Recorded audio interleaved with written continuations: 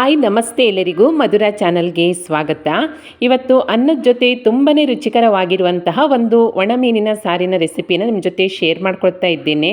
ಮಸಾಲೆಯನ್ನು ರುಬ್ಬದೆ ಹಾಗೆಯೇ ಸುಲಭದಲ್ಲಿ ಈ ಒಣಮೀನಿನ ಸಾರನ್ನು ಹೇಗೆ ಮಾಡ್ಕೊಳ್ಳೋದಂತ ನೋಡೋಣ ಬನ್ನಿ. ಮೊದಲಿಗೆ ನಾನಿಲ್ಲಿ ಒಂದು ಬೌಲ್ನಲ್ಲಿ ಅರ್ಧ ಕಪ್ ಆಗುವಷ್ಟು ನೀರನ್ನು ತೆಗೆದುಕೊಂಡು ಇದಕ್ಕೆ ಒಂದು ದೊಡ್ಡ ಲಿಂಬೆಹಣ್ಣು ಗಾತ್ರದ ಹುಣಸೆ ಹಣ್ಣನ್ನು ಚೆನ್ನಾಗಿ ತೊಳ್ಕೊಂಡು ಈಗ ನೀರಿನಲ್ಲಿ ನೆನೆಸಿ ಇಟ್ಕೊಳ್ತಾ ಇದ್ದೇನೆ ಸೈಡಲ್ಲಿ.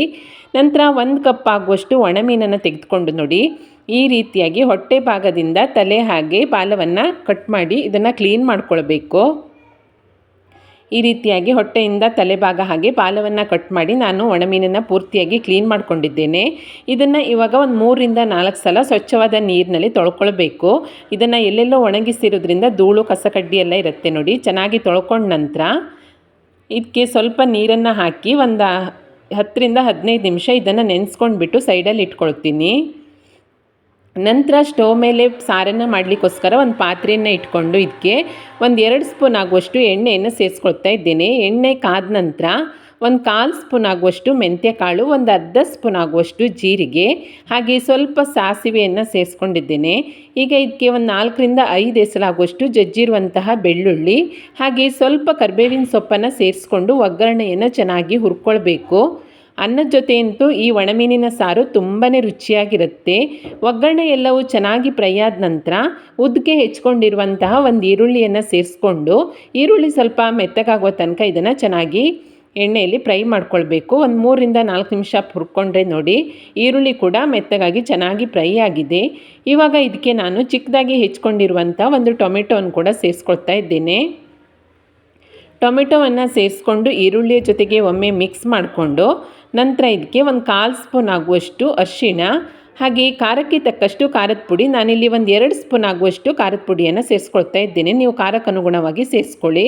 ನಂತರ 1 ಸ್ಪೂನ್ ಆಗುವಷ್ಟು ಧನಿಯಾ ಪುಡಿ ಹಾಗೆ ರುಚಿಗೆ ತಕ್ಕಷ್ಟು ಉಪ್ಪು, ಒಣಮೀನಿನಲ್ಲಿ ಕೂಡ ಉಪ್ಪಿನಂಶ ಇರುವುದರಿಂದ ನೋಡ್ಕೊಂಡ್ಬಿಟ್ಟು ಸೇರಿಸ್ಕೊಳ್ಳಿ.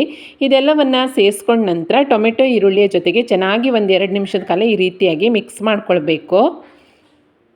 ಟೊಮೆಟೊ, ಈರುಳ್ಳಿ ಹಾಗೆ ಈ ಮಸಾಲೆ ಪುಡಿ ಎಲ್ಲವೂ ಚೆನ್ನಾಗಿ ಬೆರೆತು ಸ್ವಲ್ಪ ಮೆತ್ತಗಾಗುವ ತನಕ ಇದನ್ನು ಒಂದು 2 ನಿಮಿಷದ ಕಾಲ ಹುರ್ಕೊಂಡ ನಂತರ ನಾನು ನೆನೆಸಿ ಇಟ್ಕೊಂಡಿರುವಂತಹ ಹುಣಸೆ ಹಣ್ಣನ್ನು ಕಿವುಚಿಬಿಟ್ಟು ಅದರಲ್ಲಿರುವಂತಹ ರಸವನ್ನು ಮಾತ್ರ ಸೇರಿಸ್ಕೊಳ್ತಾ ಇದ್ದೇನೆ. ಹುಣಸೆ ರಸವನ್ನು ಸೇರಿಸ್ಕೊಂಡ ನಂತರ ಮತ್ತೆ ಚೆನ್ನಾಗಿ ಮಿಕ್ಸ್ ಮಾಡ್ಕೊಳ್ಬೇಕು.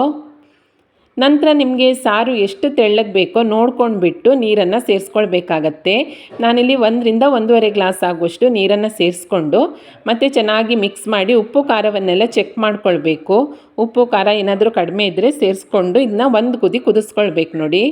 ಈ ರೀತಿಯಾಗಿ ಚೆನ್ನಾಗಿ ಕುದಿ ಬರ್ತಿರುವಾಗ ನೆನೆಸಿ ಇಟ್ಕೊಂಡಿರುವಂತಹ ಒಣಮೀನನ್ನು ಇನ್ನೊಮ್ಮೆ ತೊಳ್ಕೊಂಡ್ಬಿಟ್ಟು ಸಾರಿಗೆ ಸೇರಿಸ್ಕೊಳ್ತೀನಿ.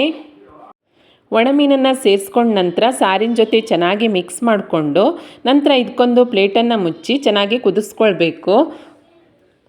ಒಂದು 3 ರಿಂದ 4 ನಿಮಿಷ ಚೆನ್ನಾಗಿ ಕುದಿಸ್ಕೊಂಡ್ರೆ ನೋಡಿ ಒಣಮೀನು ಕೂಡ ಸಾರು ಜೊತೆ ಬೆರೆತುಬಿಟ್ಟು ಚೆನ್ನಾಗಿ ಬೆಂದ್ಕೊಳ್ಳುತ್ತೆ. ಕೊನೆಯಲ್ಲಿ ಚಿಕ್ಕದಾಗಿ ಹೆಚ್ಕೊಂಡಿರುವಂಥ ಸ್ವಲ್ಪ ಕೊತ್ತಂಬರಿ ಸೊಪ್ಪನ್ನು ಸೇರಿಸ್ಕೊಂಡು ಸ್ಟವನ್ನು ಆಫ್ ಮಾಡಿಕೊಂಡ್ರೆ ತುಂಬಾ ರುಚಿಯಾದಂತಹ ಒಣಮೀನಿನ ಸಾರು ರೆಡಿಯಾಗುತ್ತೆ. ಬಿಸಿ ಬಿಸಿ ಅನ್ನದ ಜೊತೆ ಅಂತೂ ಕಲಿಸ್ಕೊಂಡು ತಿನ್ನೋಕ್ಕೆ ತುಂಬಾ ಸಖತ್ತಾಗಿರುತ್ತೆ. ಮಸಾಲೆ ರುಬ್ಬೋದು ಬೇಡ, ಏನೂ ಬೇಡ, ಕೆಲಸ ಕೂಡ ಕಡಿಮೆ, ಆದರೆ ತುಂಬಾ ಟೇಸ್ಟಿಯಾದಂತಹ ಒಣಮೀನಿನ ಸಾರನ್ನು ಈ ರೀತಿಯಾಗಿ ಮಾಡ್ಕೊಳ್ಬೋದು. ಉಪ್ಪು, ಹುಳಿ, ಖಾರ ಹಾಗೆ ಒಣಮೀನಿನ ರುಚಿ ಬೆರೆತುಬಿಟ್ಟು ಸಾರಿನ ರುಚಿ ಅಂತೂ ಅದ್ಭುತವಾಗಿರುತ್ತೆ. ಬಿಸಿ ಬಿಸಿ ಅನ್ನದ ಜೊತೆ ಕಲಿಸ್ಕೊಂಡು ತಿಂತಾಯಿದ್ರೆ ಆಹಾ ಸೂಪರ್ ಆಗಿರುತ್ತೆ. ತುಂಬಾ ಸಿಂಪಲ್ ಆದಂತಹ ರೆಸಿಪಿ. ನೀವು ಕೂಡ ಒಮ್ಮೆ ಈ ರೀತಿಯಾಗಿ ಒಣಮೀನಿನ ಸಾರನ್ನು ಟ್ರೈ ಮಾಡಿ ನೋಡಿ.